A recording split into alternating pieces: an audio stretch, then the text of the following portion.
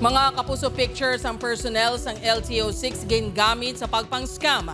Ahensya, ginaimbestigaran na ang hitabo dala panawagan sa publiko nga mag-aligmat sa mga nagapanunto. Ini ang eksklusibo nga gintutukan ni John Sala live sa Barangay Buhang, Haro, Iloilo City. John?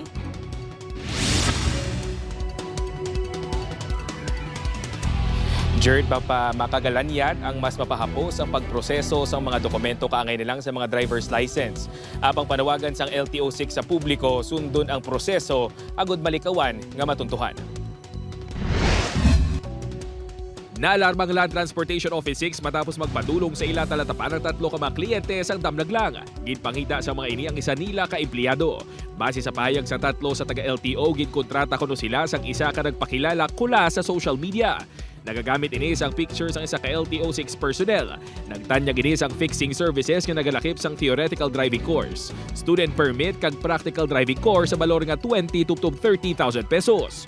Sa ulihi, natukiban nga ang personnel nga yara sa picture amo ang lecturer sang LTO-6 Traffic and Safety Unit nga si Ryan Apalacio. Gipakadto di sa opisina, ending pagkatoy di sa opisina kapag send di sang iyang picture asang tawon ni sang iyang kwarta, gin-block na siya diyon. Ang insidente ang ginaimbestigaran na sang ahensya. Siyempre, maski gamay nga possibility, no?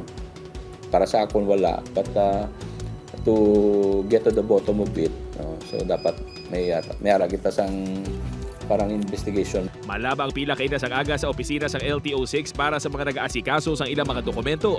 Apisar nga makapoy ini, ginagwanta ini ni Denilyn basta hindi lang matuntuhan. I-counter-check gidya nila ya ang like process gidya mismo nga sila gid mismo ma-process, hindi sila mag-base online. Hindi na bag-o ang mga nagapang-scam suno sa LTO-6. Gani abiso sang ahensya sa publiko, hindi magpadala-dala. Mas maayo nga sa personal gid naton nga kadtuan ang opisina ni LTO.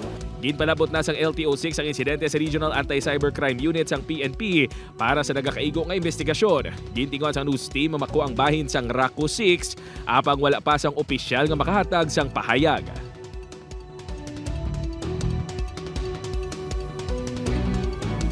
Jerd, nagapanawagan naman ang LTO-6 sa iban pa nga posible na biktima man sang among scammer nga bukas ang ila opisina para maggiya sa ila nga mapasakaan sang reklamo ang among scammer.